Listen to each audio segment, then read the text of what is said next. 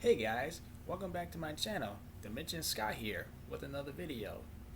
And today I want to talk about Mortal Kombat related. So with the release of the brand new film coming to HBO Max in theaters in a few months, which in my opinion is my most anticipated film this year, I want to go back and talk about a Mortal Kombat show that originally came on the TNT network back in the day, in June 1998 or something, and that is Mortal Kombat Conquest here on DVD. Now, for those of you who are brand new, Mortal Kombat Conquest was meant to take place in the exact same continuity as the original film right here. I'm going to open this up and show you the disc. You have disc 1, disc 2, disc 3, and disc 4. And episode guidance.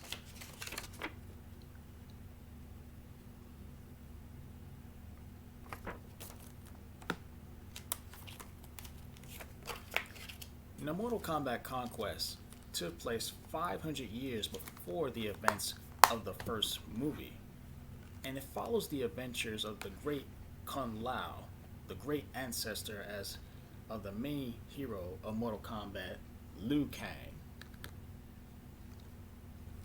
Kung Lao was played by, I can't get his last name, but I thought he did a fantastic job. He must be a really good martial arts. Kung Lao, played by Palo Taliban. This show also features several characters that if you're a Mortal Kombat fan like me, who's played Mortal Kombat for over the years, I played Mortal Kombat since I was a child, ever since I still have Mortal Kombat Mythology Sub-Zero, the more origin story adventure about the original Sub-Zero before he became Noob Saibot. Now here, you have three other characters who Kung Lao meets and he becomes good friends with. You have Zero, played by Daniel. Zero was played by one of the agents in Matrix Reloaded, and the good-looking Taja, played by Christina Loken. You might recognize her from Terminator 3, who played the TX, which in my opinion, she was badass. You have Vorpax, played by Tracy Douglas, and you have a younger Shang Tsung, played by Bruce Locke. Am I getting it right? And you have Jeff Meek, who portrayed Raiden and Shao Khan, which in my opinion steals every moment he comes on screen as these characters.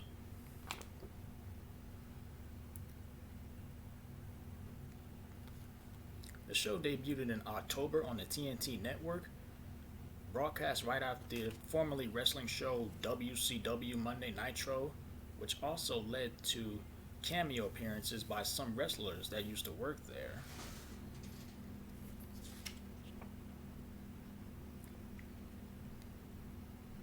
The show lasted only one season and 22 episodes. It was told that it was canceled because of money. Another thing I want to talk about is you have characters who appear in the show like Sub-Zero.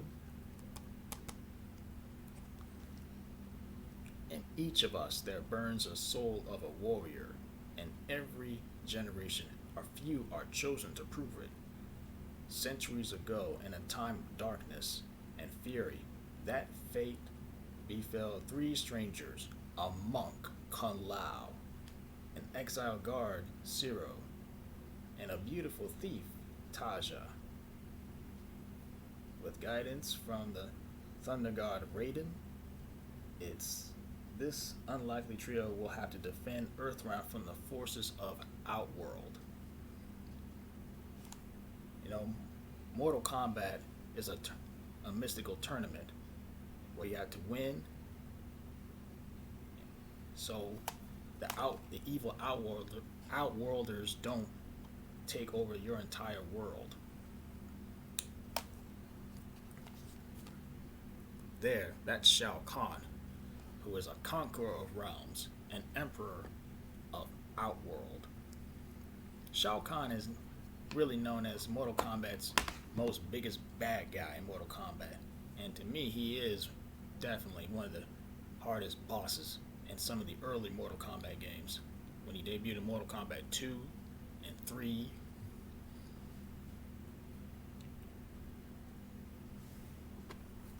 Unfortunately, the show was canceled because of, like I said, money, and there was a lot of things left unopened, especially the final episode.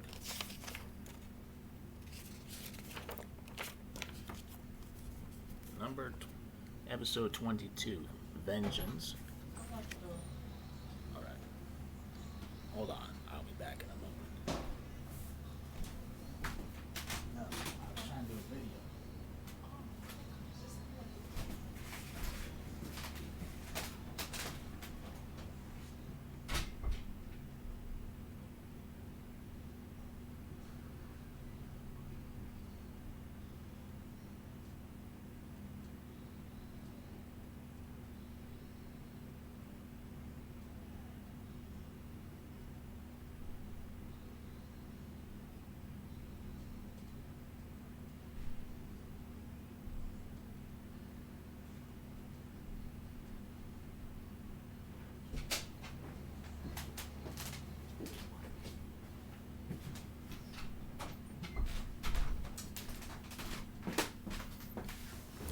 Okay, sorry about that. That was my sister's fault. I had to let her out the door.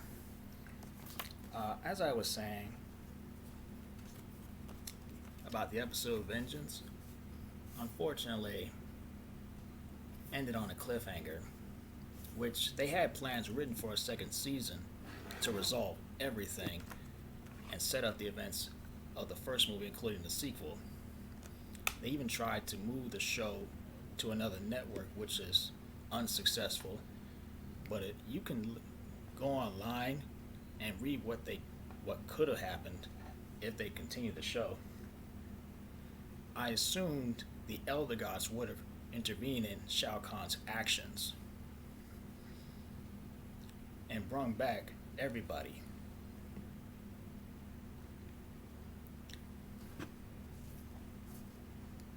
You probably know, if you played the games, you probably know that Kung Lao, well, spoiler, he gets killed. He's supposed to eventually fight off against Goro and be killed. And for years, millennia, centuries, Shang Tsung, Goro have to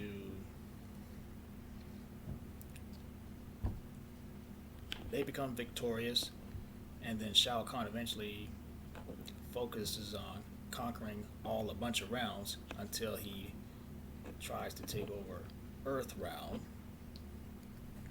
In order to do that, Shang Tsung and his warriors have to win 10 straight victories of Mortal Kombat. Because if they don't, the Elder Gods will intervene on their terms and banish them to the nether realm, Outworld. Overall, the show is full of lots of martial arts action. The show introduces the characters we all know, like Kitana, Melina, Sub-Zero, Scorpion, Noob Saibot's origin, even an origin behind Shang Tsung, why he became what he is. The show also introduces the evil sorcerer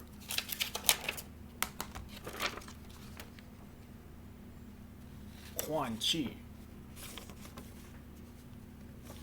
For those of you who didn't know, that Quan Chi almost made it into Mortal Kombat Annihilation in a end credit scene. It was supposed to set up for a third movie, which unfortunately never happened because that movie failed at the box office and was poorly received. But in my opinion, I accept it as a guilty pleasure. There's some things to like about a Mortal Kombat Annihilation to me. I'm not afraid to say that.